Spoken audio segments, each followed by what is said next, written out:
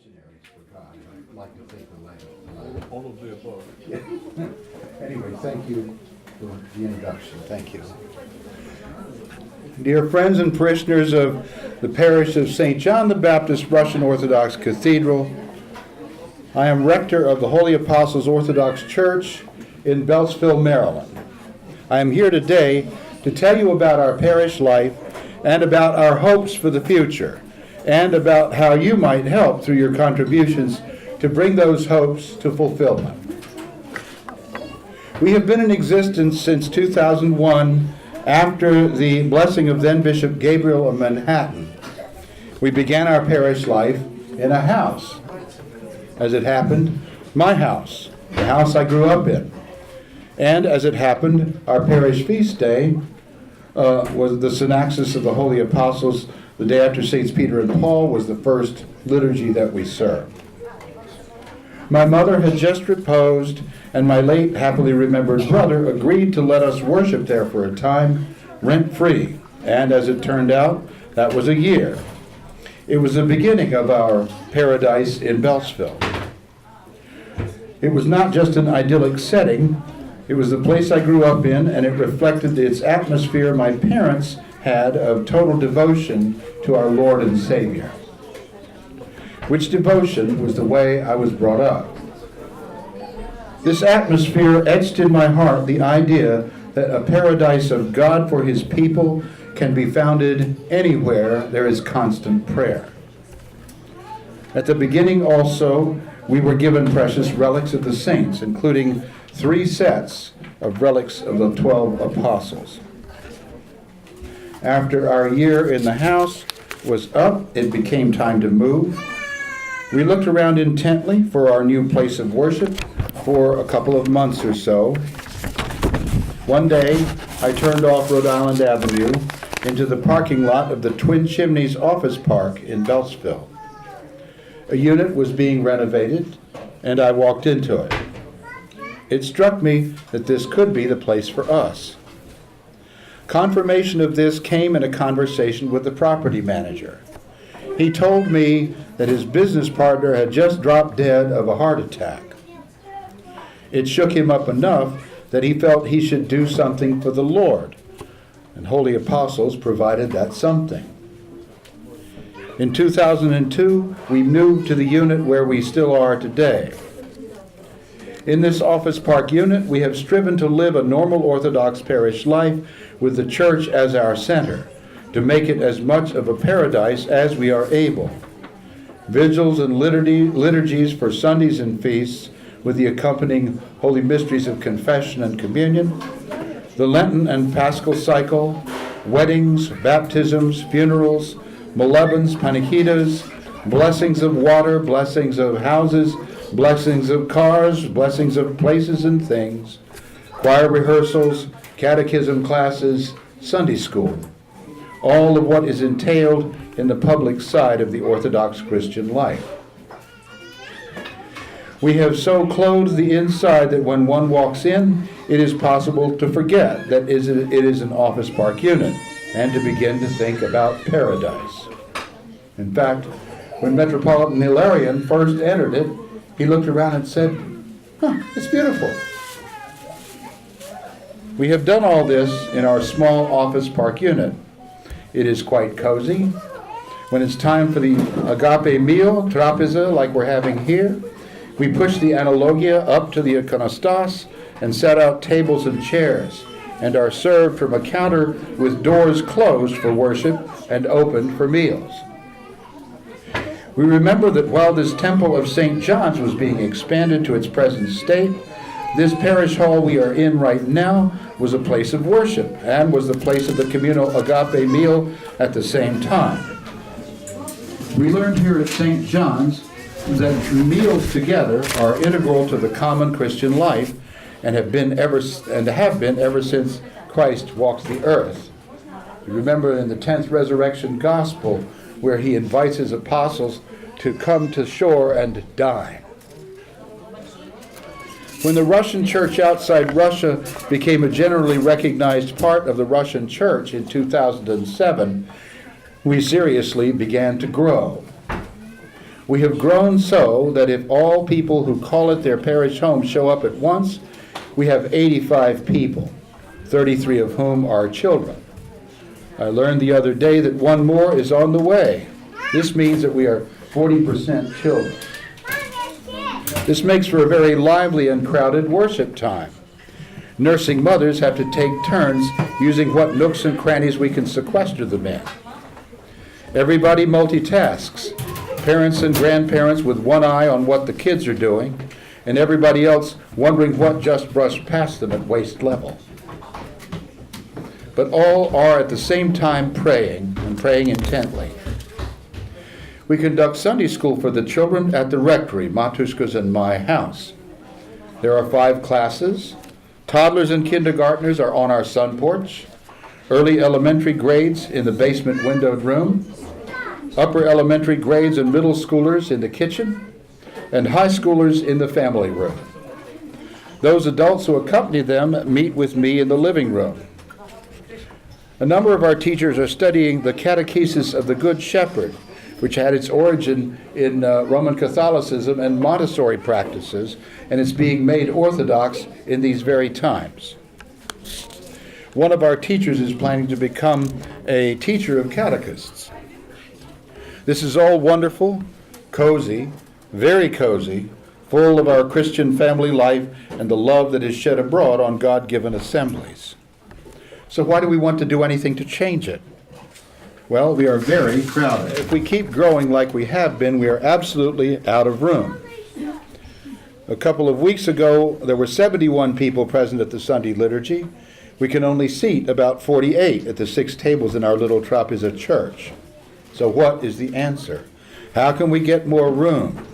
We have prayed and sought, prayed and looked, prayed and hoped. The answer dawned on us in 2009 with the gift to our parish of a beautiful chapel listed on the National Historic Register, the historic St. Joseph's Chapel in Beltsville, very close to our present place of worship. So what makes it historic? Here is some history. In the mid-1830s, the Baltimore and Ohio Railroad was being built through Maryland. One Thomas Belt, a railroad executive, had a railroad station built just north of what is now Powder Mill Road and on the east side of what is now Route 1. About a half a mile north of the Costco, for those who are familiar with that area. Route 1 is the oldest north-south road in America. The surrounding village built up and came to be called Beltsville after Mr. Belt. A little ways further north, there is a plaque recalling that the first telegraph line, therefore the first American telegraph message, "What hath God wrought?" was sent by Samuel F.B. Morse in his own Morse code along this route. The railroad is still there, Beltsville is still there, but Mr. Belt's station is not.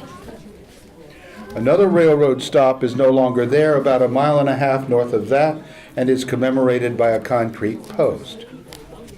This was a little station built for the estate of Admiral Daniel Ammon. He was an author and inventor with a record of naval victories in the American Civil War on the Union side. After his military retirement in 1878, he bought a working farm of several hundred acres in Beltsville and called it Ammondale. Admiral Ammon was a lifelong friend of President Grant and had saved Grant's life in a boyhood swimming mishap. As a matter of fact, later, Grant was giving a speech at which Admiral Ammon was present, and he pointed to him and pointed out that he had saved his life and said, perhaps not everybody thinks that was a good thing to do, but I certainly do. Grant is reputed to have partaken of the Admiral's hospitality in Beltsville, playing cards, sharing cigars, and presumably the Admiral's liquor cabinet. Admiral Ammon had married Zoe Atocha, who was Roman Catholic, and with whom he had 5 children. The Admiral himself became a convert to Catholicism. He began to donate Ammondale in portions to the Catholic Church. In 1880, he built a chapel for the use of the Roman Catholic parish of St. Joseph. This is the chapel that we are now talking about and that is pictured here. In 1884, he also built a novitiate to train teachers in the Christian Brothers of the Schools, a teaching order founded by St. John Baptist de La Salle in France in the 18th century for the education of needy children. The brothers are teachers, they are celibate, but they are not clergy. The Amundale Novitiate became known as the Amundale Normal Institute. A brass plaque commemorating this is still on the brick wall along Route 1, bordering the former novitiate grounds.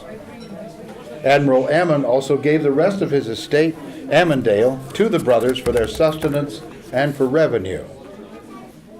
Incidentally, although unbeknownst to himself, Admiral Ammon died on the Orthodox feast of Holy Apostles Peter and Paul in 1898 and is buried under a tall monument in Arlington Cemetery.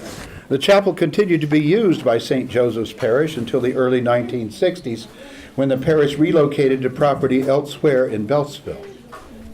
The novitiate continued functioning for some years after that, using the chapel for funerals especially, having established a cemetery for the brothers still in active use across the lane from the chapel. When we first got inside the chapel, we found funeral leaflets left over from the 1970s. The normal school ceased to function sometime in the late 1970s. The brothers continued to own the estate, but began to sell off large portions, one of which forms the Amundale Business Campus that you can see along Route 1 north of the chapel property. The tract that includes the chapel was developed into the Amundale Condominium Association. One part is devoted to a home for active retired brothers with its own chapel. One lot is the chapel that we are looking at and the surrounding 2.229 acres.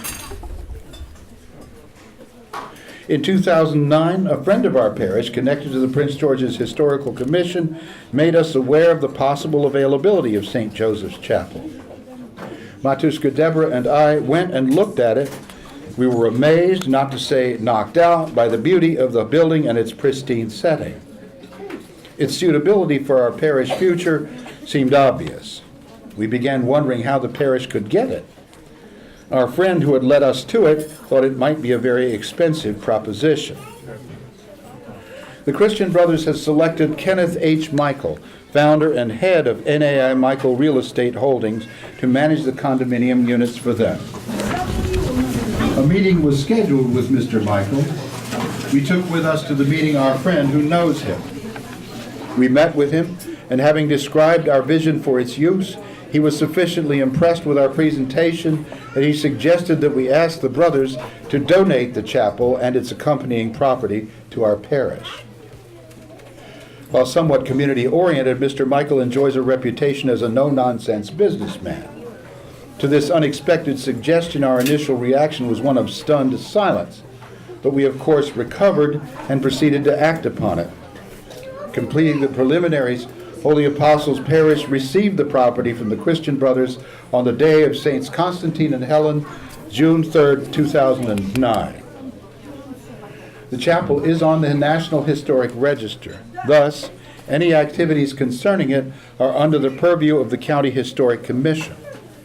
This also means, though, that Prince George's County grant money is available for restoration, and much restoration was needed.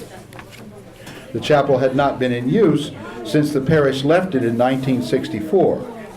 Over time, the property had fallen into disrepair. To help us, we took on a historical consultant, Daniel Filippelli, who is known around the region for his knowledge of historic restoration and knowledge especially of the county's properties. We commissioned an in-depth study of the chapel. With Mr. Filippelli, we developed an overall plan for restoring and renovating the chapel at a projected cost of $1 million. Since then, we have applied for and received 5 grants from the Maryland National Capital Park and Planning Commission Historic Preservation Program, totaling about $250,000 towards the chapel restoration. With this grant money, we have gotten the services of capable contractors skilled in historic restoration to carry us through various stages to bring the property to its present state. There's still a long ways to go. Our people have diligently participated in providing work in kind required for the grants. It is still not ready for occupation. lacking running water and complete wiring, as well as foundation and flooring repair, for which the grants to date, as well as many contributions, have not yet proved adequate. We have considered various architectural options and how to provide for both the worship and non-worship aspects of parish life. About 12 architects have been consulted, but all their schemes were inconsistent with parish needs or the proper preservation of the property. At length, in 2017, we came upon an architect who, himself an Orthodox Christian, understands our needs and the needs of historic properties generally. That man is Andrew Gould. He is partner and co-founder of a concern called New World Byzantine Studios, headquartered in Charleston, South Carolina. He has restored, designed, and built churches from Alaska to St. Tikhon's Monastery in Pennsylvania to many places, including South Carolina, where he designed his own church, Holy Ascension Orthodox Church, outside Charleston. In the words of Father Gregory Matthews Green, former rector of Holy Cross Antiochian Parish in Linthicum, Maryland, and a friend of both ourselves and Andrew, he is a genius. We asked him to fly up from South Carolina for a consultation. He visited Holy Apostles for 2 days, studying our historic chapel property. Here, paraphrased, is some of what he said about his vision for the property. I am very enthusiastic about the building that you have been given. It's a really, really beautiful structure. It would be almost impossible to build a structure quite as nice as that nowadays. It's solid brick with 16-inch walls. It is just something really special. It is very beautifully detailed, and I think the character of it is very well suited to an Orthodox church. So I think it's really quite perfect for you, and it's in very good condition. A parish hall should go in front of the church. Basically, you would come right out of the front door of the church, and you walk across a courtyard garden and right into the parish hall. The parish hall would extend off to the right of so the church and the parish hall would be at 90 degrees to one another and would frame the courtyard in between the road over here and the cemetery over there. It is even possible that the courtyard will be a courtyard garden cemetery. This has the advantage that it puts your outdoor space, your courtyard, in front of the church. So you can be dining in the parish hall, and you can enjoy looking at the front of the church with the southern sunlight illuminating it and creating an extremely beautiful sort of external formal garden between the two buildings. And you can have outdoor dining there. Think about it in the old-fashioned European way. Everything quality, everything beautiful.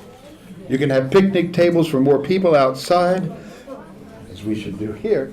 My experience with churches that have a beautiful property is that they can make a lot of use of outdoor land on high attendance days. Now, let's talk about the interior of the chapel.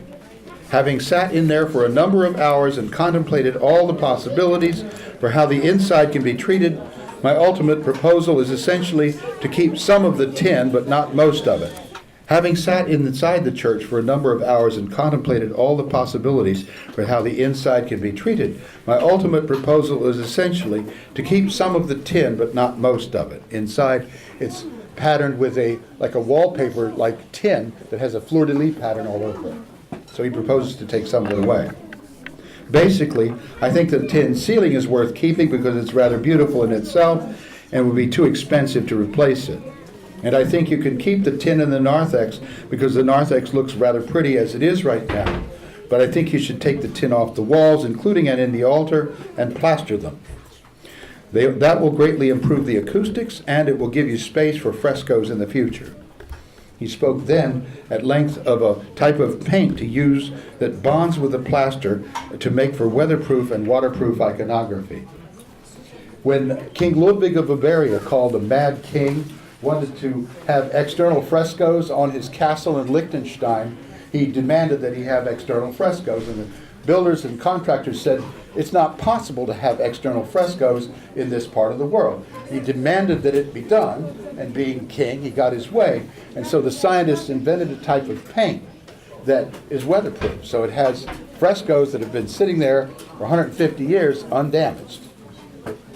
And so the weatherproof iconography and the waterproof iconography would mean that we could, if we had icons done with this method, we could use soap and water rather than having to pay whatever it costs a professional iconographer to come in and fix it. The building appears originally to have had a wainscoting up to the windowsill level because there was never any plaster there. So that can be restored to being a wooden wainscot.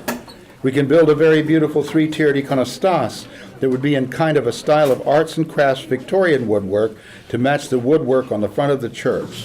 Sand the floors and restore the original heart pine. Heart pine is a pine that grew all over the forests from Pennsylvania down to Alabama in a backwards L. And it was used for flooring because it's dense. It's dense like redwood. It never rots. You can, and so the British, for example, when they were colonizing here, tagged trees to make ships with it.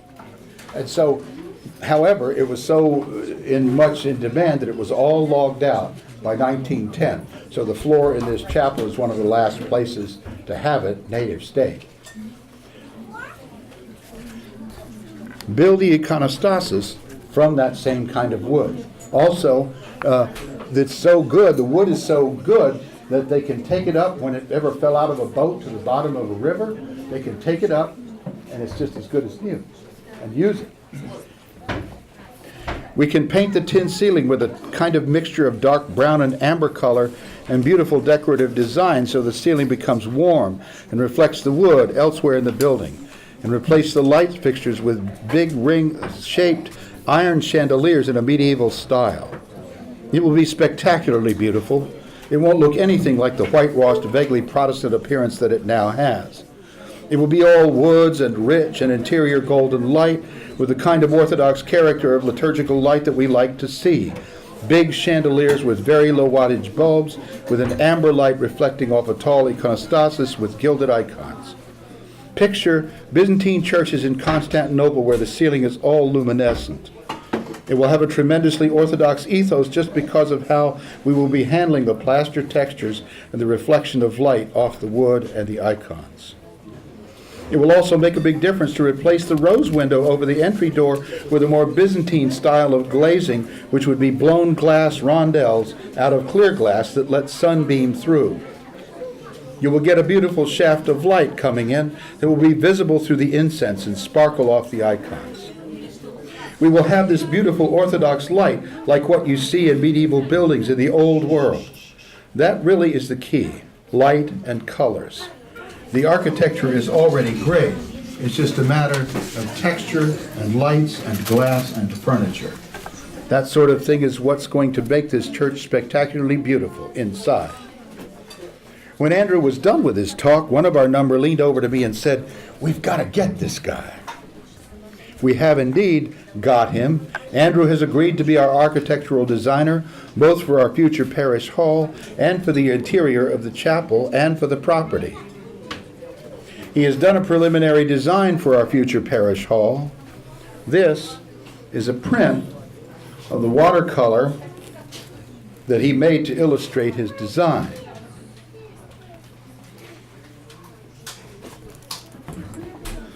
This design view from above shows how the interior would be laid out. The parish hall includes a timber frame dining hall that seats 122. 2 Sunday school classrooms, a church office, a kitchen, 2 bathrooms, and a front porch. To use Andrew's design, we need to get the services of a local architect to be architect of record in Maryland.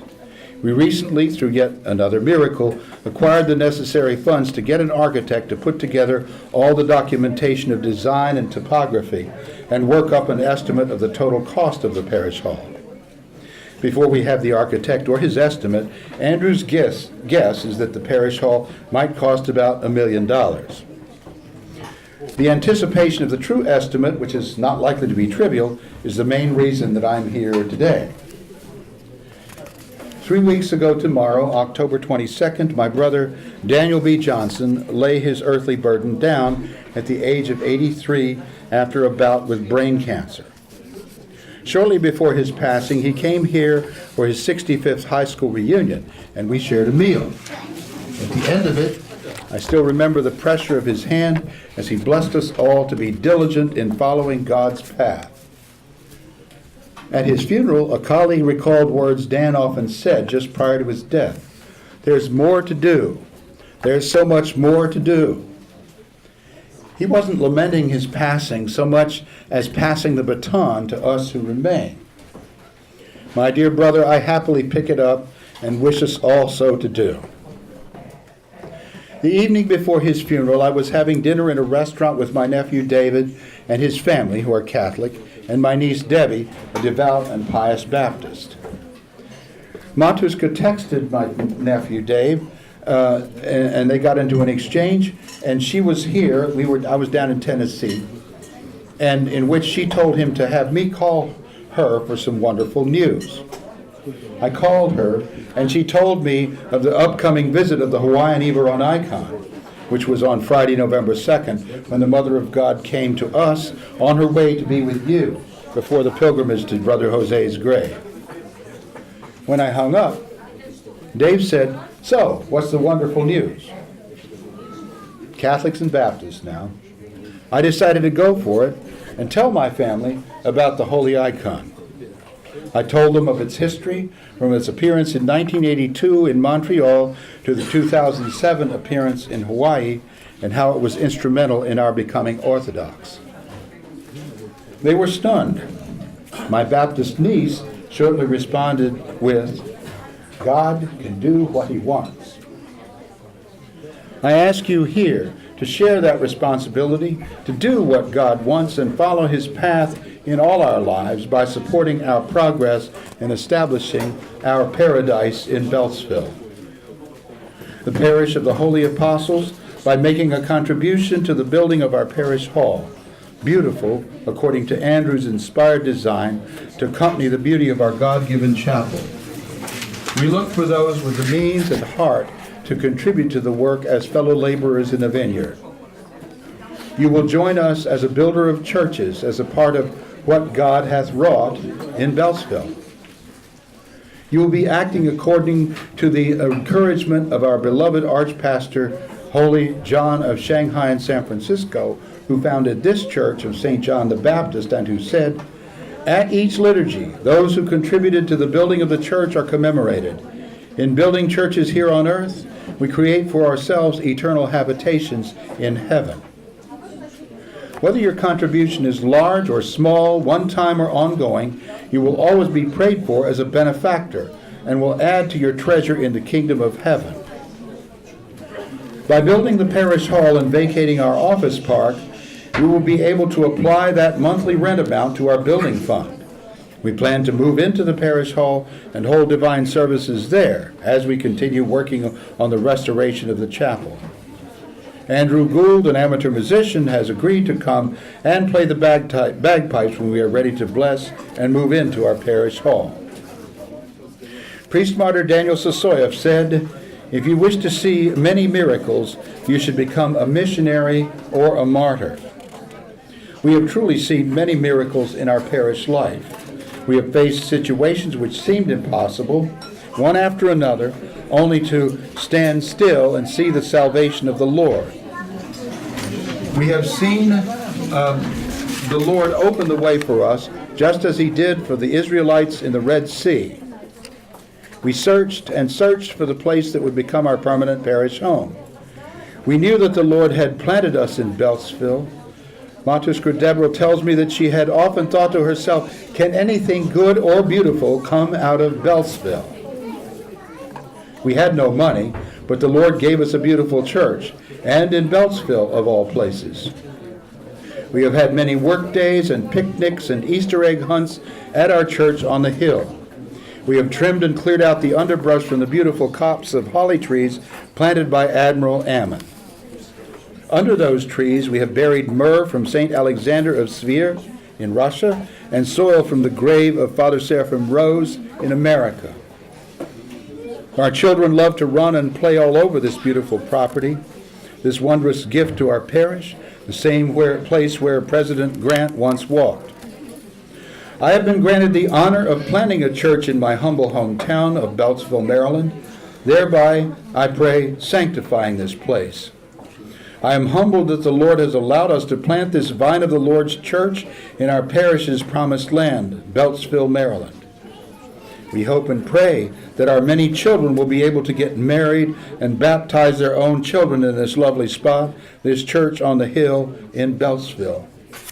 And Matushka and I look forward to being buried there one day, and to our children and grandchildren and our parish family, praying for our souls. We invite you to come and see our future parish home. We welcome visitors. A good time to come would be on a Sunday after Tropeza, whenever the weather is good. We would be glad to take you on a tour of the chapel and the property. Just let us know. Our contact information is on the brochure that's in front of you, along with information about how to contribute. Through God's grace, the history of America is being grafted onto the tree of Orthodoxy in Beltsville, Maryland, just like it is here in this parish in Washington, D.C. It is our heartfelt prayer to be able to build on this foundation that the Lord has laid for us, and to one day see the dedication of the newly restored historic chapel as Holy Apostles Orthodox Church. We invite you to join us in fulfilling this vision, our paradise in Beltsville. Thank you.